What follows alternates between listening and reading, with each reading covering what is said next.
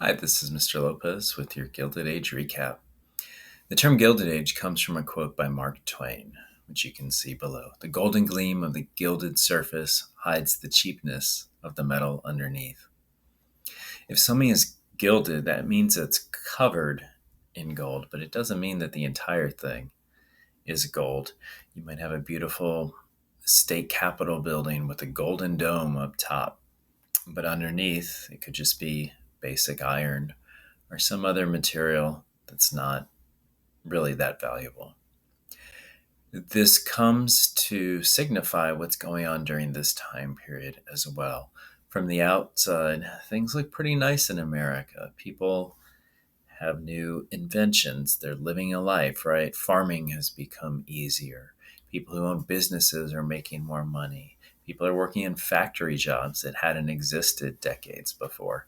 So, on the surface, things might seem rosy, they might seem golden, but indeed they're not. There's a lot hidden underneath. We saw a little bit of that with the lecture on cities during this time period. We'll see a little bit more today, and this trend will continue with another lecture as well.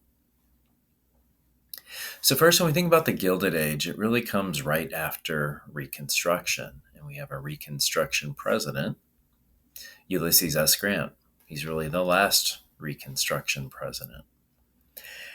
As a general, he was an amazing general, victories, right, that really propelled the Union to success in the Civil War. But as a politician, not so much. There were allegations that maybe he was corrupt, or at least his administration was, his cabinet was. He may not have been corrupt, but it still doesn't speak well. Perhaps he was too inept to notice the corruption. Maybe he saw it and turned a blind eye. We don't really know, but we do know that he toyed with the idea of running again for president in 1876, but he decided not to. Remember, up to this point, there had not yet been the constitutional amendment that said a president could only serve 2 terms. That'll be the one that FDR takes advantage of, or the lack of. He'll take advantage of during World War II to be elected to a third and a fourth term. It's not until after World War II that we get a limit. So Grant thought about running. He didn't. Some people said he was talked out of it, that he couldn't do it, he didn't want to do it. He didn't run. So that's going to leave the door open to someone new taking office in 1877. Going back to Grant's scandal, or at least the scandal of the people with him, there were scandals with the railroads. There were scandals with his own personal secretary. There were scandals with the Secretary of War. So a lot of things happening that you can read about that none of them really reflect positively on Grant himself. Before we get to who was running and who won the election, let's talk about voting blocks. A block is a group of constituents, a group of people who will routinely vote for something. So we have first the Democrats, and then secondly, we have the Republicans. These are the same 2 parties as today, although a lot of their ideas have switched over time. We'll see that as we continue going from this time period really into the 1960s. So, who are the Democrats? Well, first off, Democrats tend to be white Southerners. The South at this time was referred to as the Solid South. That's where you'll find a lot of Democrats. Remember, the Civil War, Abraham Lincoln's party were the Republicans. So in the aftermath of the Civil War, people are definitely not going to be favoring Lincoln's party in the South. And so the South gets this term, the Solid South, as a place where Democrats can reliably run and win. But it's not just white Southerners who are members of the Democratic Party. It's kind of interesting. You might think, well, white Southerners trying to preserve a racist status quo, wanting things to be back like they were before the Civil War. They're actively fighting for that to happen, right, during the Reconstruction time period. But then we have other groups of people that are also involved. We have Catholics and Jews, and we have recent immigrants. These are people who are tending to live in the large cities of mainly the Northeast and even the Midwest. They were brought in by factory jobs, and in fact, they are the urban working class. A lot of them are very limited in means. We also have, not all, but most farmers are favoring the Democrats at this point just because their policies tended to bode well for farmers. On the other side, we have the Republican bloc. And this will also include white citizens, but these tend to be northern whites who are business owners. The Republican bloc tended to be the pro business party. We also have African Americans. Remember, again, Republican, the party of Lincoln. For the immediate aftermath of the Civil War, Reconstruction, and Gilded Age, African Americans will be reliably Republican. They're voting for the party of Lincoln. That's a little different today. Again, we'll see that change take place later on as we get into the 20th century. You have Northern Protestants. If Catholics and Jews tended to be on the Democratic side, you have Northern Protestants on the Republican side. And then there's three different groups of Republicans, Republican lawmakers. They have some funny names, so it's kind of interesting and worthwhile talking about for a little bit. We'll start with the Mugwumps. The Mugwumps are the reformers during this time. They're the ones who are pushing for change. They're wanting things to change. We'll talk about the progressive era soon. So they're the reformers. Across the Republican side from them, but still Republicans, were stalwarts. And if you hear someone say that they're stalwart about something, it means they're traditional, they're old school. They're going to hold fast to the things that got the Republican Party to where they were. So those are the stalwarts. And then there's a third group of Republican voters that are kind of in the middle. It's a word we don't use today. It's considered inappropriate, but these were called Republican half-breeds. They're kind of straddling the line between maybe some pro-business reforms, but then also perhaps they could keep some, kind of play it both ways. Some reform, some traditionality, some favoring business, but then also some favoring of consumers. Those are going to be the half-breeds in the Republican Party. So we said Grant didn't run, so now we have a new election teed up, and that'll be the election of 1876. Our opponents will be Hayes on the Republican side and Tilden on the Democratic side. And this results in there's an unusual result that year. It had happened previously, but the Congress will be able to decide the winner. You might think, okay, wait, how is that possible? But in order to win, you need a majority of the Electoral College vote. Today, you need 270 votes to win. If you're at 269, you don't win. That's what happened to Tilden. He was one vote shy of the Electoral College majority. And so even though he had a commanding lead, he wasn't necessarily elected president. There were 4 states which had 20 different votes which were in doubt. If you pay attention to recent elections, there's times when after an election, it's like, who did the state vote for? Are we having recounts? What are we doing? So that comes out again. And so it really goes to Congress to decide the issue. And this is where it gets a little suspect. But the one thing that Democrats want most is for Reconstruction to end. They don't want federal troops in the South because those federal troops are preserving voting rights for African Americans. They're allowing the South to move forward from the Civil War. And Southern Democrats don't want that. They want the government gone so that they can go back to the ways they were doing things before.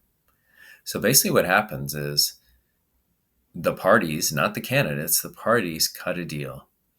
I guess if you're Tilden, you might feel bad, right? That your own party says, okay, you know what? We're talking to Republicans in Congress and we're going to make this deal.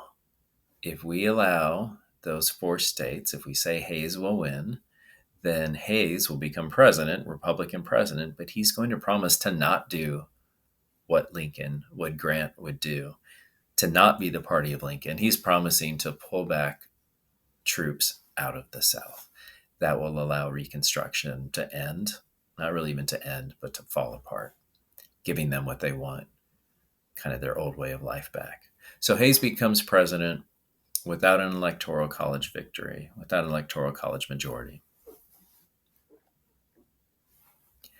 Hayes is the first of what historians call the forgettable presidents. I apologize if you're related to any of these people. It's nothing against them. It's just kind of like, what really happened during this time? Did they differentiate themselves much from each other? And maybe not a whole lot. Perhaps if you're watching a show like The Gilded Age on HBO, you might know more about this time period, but my guess is you probably still won't know much about the presidents unless you really study this time period. So, like we said, Hayes is the first in this list. We'll have Garfield. Garfield, besides being known for being the comic, which is how I always remembered him as a kid, Garfield will be famous or infamous for being assassinated. He's killed by a man who campaigned aggressively for Garfield, and he's then upset when Garfield does not give him a position in the government. So Garfield is succeeded by Arthur. Arthur, I guess, kind of does a few things, not too much. Grover Cleveland comes up next. Cleveland is unique because he seemed to be a pretty honest and trustworthy guy, but turns out he had a child outside of his own marriage. Not only that, he was paying child support to the mother of this child, like he should. But of course, when people find out about it as he's running for president, it might hurt his chances. We can see he got elected president, so obviously it didn't hurt them too much. But that scandal is simply something you might want to devote a little more time to, as there's a lot happening there. We then get Harrison elected. Harrison is the grandson of a previous president, so maybe that's something notable. Cleveland gets elected again, so he's the first president to be elected to a non-consecutive term. That record stood for over 100 years, right, until 2024, when we had another president elected to his non-consecutive term. And then Cleveland is finally followed by McKinley. McKinley will be a little more famous, maybe not so forgettable. We'll talk about him coming up next week. But McKinley was also assassinated, and he'll be replaced by Teddy Roosevelt. And of course, once we get to Teddy Roosevelt, we are no longer talking about forgettable presidents. This is kind of interesting. You can take a look here and see what voter turnout was like during this time period. 80% of Americans were voting, 81% in 1876. That was the highest it had ever been. You can see as time goes on, voter turnout of eligible voters, so people over 18 that were eligible, starts to dwindle. If you're curious, our last election, 2024, we had a 64% turnout. So still not as good as the 1876 election. Now we're going to talk real quick about farmers and the populist movement. These will be covered later on, but there are some things that they wanted that are notable and worth discussing. So farmers are faced with some problems in the late 1800s. Prices for their crops were falling, which of course meant they were taking in less money. They had borrowed money. They had taken out a mortgage to buy farms, farming equipment, and all those things, of course, they're bought on credit, meaning you have to pay them back. Well, if your income is decreasing, right, what do you do? You still have those payments due, but you don't have as much money. That leads to banks foreclosing on farms. So farmers are losing the farm. They're also competing with railroads who are charging high prices for shipping their goods. They'll really be upset by that. And there's this actual strange thing where farmers are paying more to ship their goods a short distance than they are to ship it a long distance. So that's long haul versus short haul shipping. They find it unfair, and they're going to want some changes as a result of that. Because of these issues that farmers are facing, they're going to demand changes, and one change will be the Interstate Commerce Act, which will set up a commission to regulate railroads. Railroads were traveling between states. And so that's when we hear the term interstate. Inter, the prefix means between. So we get our very first ever attempt to regulate trade between the states. It's not really used much during this time period, but it will be used later on by some other presidents. So we'll see soon. Okay, so there's an interesting scenario here. If you take a look at the screen, first off, we have a greenback. And money back then was very different than today. The money people used to carry was worth an actual amount of money. Now, what do you mean? You're like, I thought our money today is worth something. Well, it was a little different. Back then, most people carried either gold or silver coins, right? And the size and weight of your gold meant it was worth a specific amount of money. The size and weight of your silver also meant it was worth a certain amount of money. And those metals are expensive, right? So what would often happen was that other banks could issue greenbacks, which are cash. They're cash like we think of them today. Sure, looks a little bit like the money we put in our wallets today. But if you look right in the middle above where it says $5, it says promise to pay to the bearer. So what this is saying is that the United States, or even the bank who issued it, they're saying that this little piece of paper with a 5 on it, it's going to count for $5 worth of gold, $5 worth of silver if you went to the bank. That'd be a teeny tiny amount of silver, right? $5 worth of silver. So this is the system that people use. The problem was that the government was retiring. They were taking these greenbacks out of circulation. It was making it harder for farmers to do a lot of things. It's going to lead to a change in monetary policy that they want. They're going to want inflation, which we'll explore in just a second how that would be beneficial. Like we said, farmers owed money that they didn't have. The way that they want their issue addressed is for the government to mint silver. There's a movement called free silver. They want more silver money out there in circulation. Now, people often say, hey, the government's in debt. Why don't they just print a bunch of money, right, and pay off that debt? Well, they have to give that money to people. It has to get out there in circulation. If you think back to during the pandemic, people remember the stimulus, right? If the government suddenly gave everybody today $2,000, for example, what would happen? Most of us would probably go out and spend it, right? We might all decide to go buy bigger TVs for our homes. Well, if we're all buying bigger TVs, what's that going to do to the price of TVs? Best Buy, Sam's, Target, Walmart, wherever you're going, they're going to increase the price of TVs, right? That would be inflation.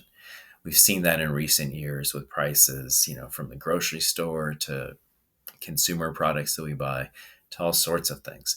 Generally, when we're buying something, we say that inflation is bad. However, if you owe money, inflation can be good for you if you think about it. So we have kind of two sides to this scene. The gold bugs are the traditional businessmen. They want to keep the gold standard. They don't want as much money in circulation. They do not want inflation. They want it to stay the same, or they basically want it to be, they want a deflationary environment. On the other side, for free silver, are people called silverites. These tend to be farmers and workers, people that borrowed and owe money, and they want inflation. So the deal with wanting inflation, if you think about it, if you took out a loan 10 years ago to buy a car, right? You might owe $200 a month for that car. With inflation, that the pain of that money that you owe, that $200 that you owe, is lessened, right? Generally, we have inflation over time. About 2% is the goal. So that means that if you're working a job right now, hopefully your salary has gone up in the last 10 years, right? You might have started somewhere making $14 an hour, and now you're making $18 an hour. That's a lot of money in your pocket at the end of the month. That $200 that you owe, that you've owed every month for the last 10 years, guess what? That $200 stays $200. So it's easier for you to pay off that loan later on, right? When there's inflation than there was when you first got the loan. So that's kind of the point of what the Free Silverites wanted, why they wanted inflation. That election, we already kind of said who wins, but we have William McKinley, who again represents the East, the businesses, industry. That's one side. Other side will be William Jennings Bryan. He kind of represents the Southwest, a lot of farmers, some of the working population, the working poor, the urban poor in cities. And that's kind of the setup. We'll talk more about populism later, but Jennings Bryan is actually going to capture the attention of Democrats and populists. He also has this famous speech referring to the gold standard or only having gold money, and it's called the Cross of Gold speech. He says, "You shall not press down upon the brow of labor this crown of thorns. You shall not crucify mankind upon a cross of gold." Religious imagery there, right? Saying that people, the citizenry, are being crucified upon a cross of gold. Gold only is not working for the economy. They need more money in circulation. They need silver. Bryan will not win. He's going to run a few more times for president. We'll see him later on in the evolution debate when we get to the Scopes trial in the 1920s. But yeah, that's William Jennings Bryan. Take a look at the results here. So this is the 1896 election. We have the Republicans in red, the Democrats in blue. Those are the same colors associated with the parties today. Now, if you look at this, you might think, this map looks a little different, right? Texas usually is a Republican state, is a red state. California is usually a blue state. So we see that parties have really changed what they believe, or at least a lot of what they believe in the last 130 years. All right, so a couple of fun things to talk about before we stop. One are political machines, some problems that they cause, and then potential solutions that arise. If you hear the term political machine, what do you think? Maybe robots? Election counting machines? Perhaps some operation? So what we have are political machines gaining power in cities. As cities grow in size, political machines grow. We have groups of people who are going to come to dominate the politics of a city. And these machines would work to get their candidate elected. And if their candidate becomes mayor, council person, right, police commissioner, they can then have more influence over the running of the city. Political machines are headed by a boss, a political boss, and they could be the mayor, they could be an elected official, or in the case of the person we're going to talk about today, they could be somebody outside of an official political role who's kind of pulling the strings behind the scenes and controlling things. The boss controls who gets jobs, who gets business licenses, who gets construction contracts. They influence the court. They influence the police systems. They really come to control a lot of a city. They consisted of people at all levels, from living like at the street level with the population all the way up maybe to the mayor's mansion or even the governor's mansion. At the ground level, there were precinct captains and ward bosses who were often brand new immigrants themselves. And what they're going to do is they're going to use their influence to help new immigrants to the United States. They're going to help them get jobs. And in return, they're going to expect a favor, right? They'll say, "Hey, you're new to town. I tell you what, go over here. And this is a cool place to live. Go over here and ask for so-and-so and tell them that I sent you, and they'll get you a job." No, don't worry. It's cool. You don't owe me anything. I tell you what, though, in about 6 months, you're going to have election for mayor. Can you kind of come back and I'll just give you some good people to vote for. They're good people, right? That's kind of the situation that's going on there. Doesn't really sound illegal, does it? someone gives you a job, and then they remind you of who some good people are to vote for.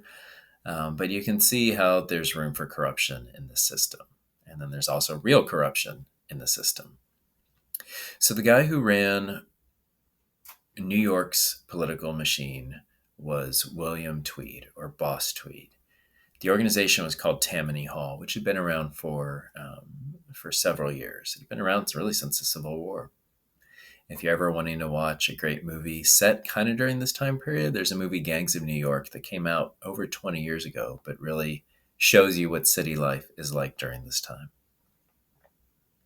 So he's going to lead Tammany Hall during the late 60s, the early 70s, and they're going to defraud the city in different ways. He'll actually get caught. We can see them in this political cartoon. Stone walls do not a prison make. But somehow he's going to get out of jail. So he's sentenced to 12 years, released after one, gets arrested, somehow escapes from jail. He's going to flee to Spain. But he's going to do some pretty shady things. What are those shady things? So besides encouraging people and coaching them who to vote for, they would also use fake names and vote multiple times. There's a funny saying, vote early and vote often. Okay, vote early is good, but you're only supposed to vote one time, right? They would bribe officials once they were elected. Hey, remember, city council person, I got you elected, right? So you owe me something. And don't worry, I'll tell you later on what you owe me. Maybe they're building or improving the courthouse in the city, like in New York City. They're going to give contracts to certain construction companies, and those construction companies will kick back some of the money they make to the political machine. There's an infamous case where, for example, doorknobs that should have cost $2 in this courthouse wind up costing hundreds of dollars. And of course, the construction foreman, right? They're getting millions of dollars to do this on behalf of the city. They're getting money for $200 doorknobs. The doorknobs didn't really cost $200, but that's what they're charging the city. The city pays the $200 for these doorknobs, for example. The construction foreperson, they pocket maybe 50 of those dollars. They make a nice profit, and then they give, say, $120 back to the political machines. Maybe they should have only spent $80 on doorknobs, right? But you can see how both the construction manager and the city, or at least the political machine, are lining their pockets in a legal scheme. And of course, the police, they're on the payroll too, so they can look the other way when they see these things happening. We'll see this image in a little bit enlarged, and we'll see what happens with Tammany Hall. So what will they do to replace the system of corruption? The answer is civil service reform. Lots of countries had civil service exams or requirements for people to ascend the hierarchy of government positions, and this will be tried in the United States. The old system had been based on patronage, or also known as the spoil system. If you go back to Andrew Jackson, for example, that's usually the first time we hear the term spoil system in American history. But the idea was, once you got elected president, you gave jobs to your buddies, people who lent you money, who supported you in your effort to get elected to whatever position you had. Of course, that means that people who wind up in government positions were not qualified. They didn't know what they were talking about. They had no experience in a lot of instances. How well would that work, right? So what did they do? The Pendleton Civil Service Act is established, and this is unique in that it will set up a bipartisan commission that's going to develop exams that people who are aspiring to government service have to take to show that they're knowledgeable and they're qualified for the position. It's a great idea, right? Now, this will, of course, go by the wayside. It's not in use today, um, at least maybe at the highest levels, but there are still requirements. Hopefully, that people are qualified for the jobs in which they're nominated or given. This will change the nature of the government workforce. We go from the laissez faire attitude that the government used to just about everything, right? Laissez faire, hands off, leave it alone. They dealt with that with business. In this case, they're dealing it with it in government jobs. And so this is a retreat from that. It's a government taking an active role, not only in business, but in other places as well. We're going to look briefly at some political cartoons by a famous cartoonist about Boss Tweed. So William Tweed, the boss of New York's Tammany Hall. As we look at these cartoons, just think about, what symbols do you see? What do they mean? What message are they telling us about Boss Tweed? So Thomas Nast worked for Harper's Weekly. You can see Nast's signature in the bottom. And he was an editorial cartoonist, and he was fed up with the job that Boss Tweed was doing, the way things were being run. And so as a cartoonist, he decides he's going to take him on. Now you might be thinking, how could a cartoonist, a political cartoonist, how could a journalist take on somebody? Can they really win? In that case, there is a success to this, and we'll see that in just a second. So symbols in here: the brains that achieved the Tammany victory at the Rochester Democratic Convention. Well, it sounds like the thing that got things moving was money, right? Pretty easy cartoon there to look at. Here's another one. The Tammany Tiger on the Loose. What are you going to do about it? Tammany Hall, again, was the political machine that was running New York. The person being mauled by the tiger is Columbia. Before we really thought of the Statue of Liberty as our national symbol, Columbia was our kind of representative, our mythological representative for the United States. And in this, we see Boss Tweed as the Roman emperor watching this gladiatorial combat, right? And it doesn't look like Tammany Hall, the Tammany Tiger, is doing much for American democracy, does it? What are you laughing at? To the victor belong the spoils. So we saw already some of them, but Thomas Nast will be successful in taking down Boss Tweed. We said already that Boss Tweed escaped to Spain, and in a time when photographs were a thing, people gravitated to Nast cartoons. It wasn't just in the United States where they saw them. These cartoons, they were so memorable, they were seen worldwide. And in fact, Boss Tweed is spotted in Spain and captured largely due to the work of Thomas Nast. Tweed was also a really big guy. He was over 6 feet tall. He weighed a lot. He's not the kind of guy who could just like blend in the crowd. But Thomas Nast cartoons are going to get people watching for Boss Tweed. So there's his reward. He is captured. Besides Boss Tweed, we do get maybe an even more famous vision from Thomas Nast that we see today. In 1962, before he takes on Boss Tweed, he actually looked at a character from Christian heritage. He drew upon his German heritage, and the poem, A Visit from Old St. Nick. And he gives us this image that we see today. So when we think of Santa Claus, the guy that's described in the poem, right? Thomas Nast draws kind of our modern day image of Santa Claus. And of course, we still have that today. So one kind of there on a happier note, it's not just all scandal Nast brought us something memorable, something we still see today. Thank y'all for watching. This is Mr. Lopez signing off. This presentation was created by me. All rights are reserved. Thank you.